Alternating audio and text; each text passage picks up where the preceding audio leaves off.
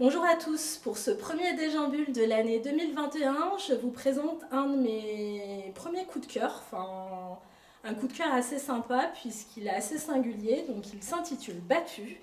Donc le scénario est de Marine Level et le dessin est de Lilian Coquillot.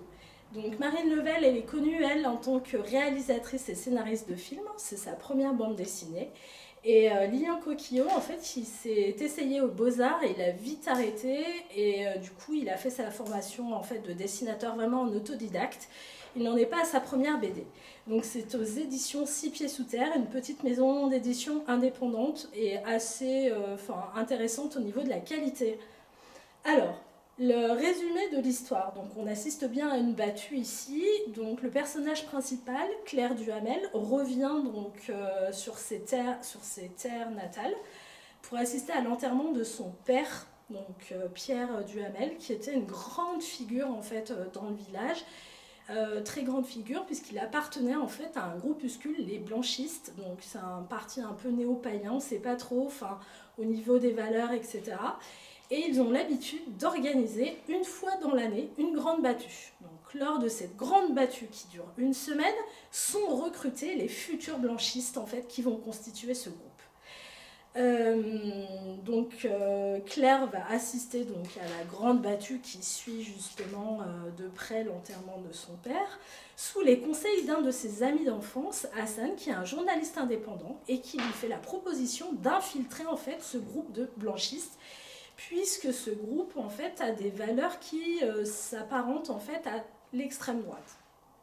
Donc c'est ce qu'elle va faire.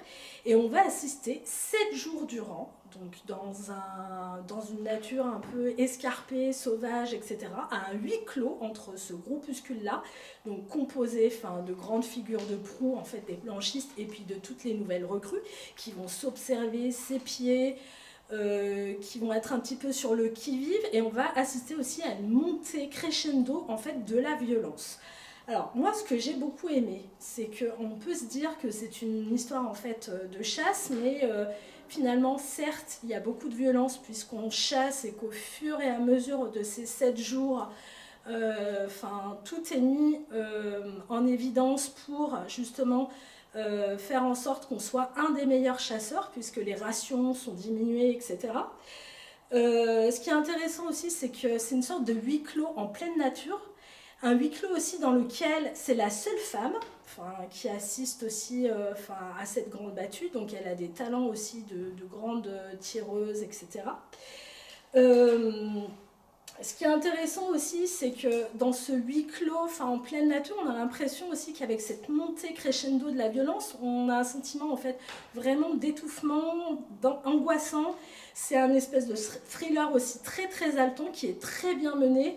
Et je trouve qu'il est bien mené aussi d'un point de vue graphique, puisque le dessinateur n'utilise pas 36 000 couleurs, au contraire, elles sont très très épurées. Et c'est vraiment en fait de l'aquarelle qui est mise en avant.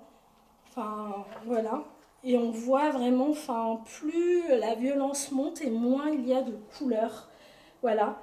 C'est anxiogène, c'est très pesant. Il y a beaucoup de mauve, pourtant c'est des couleurs qui sont très douces. Donc ça a l'opposé aussi de cette violence.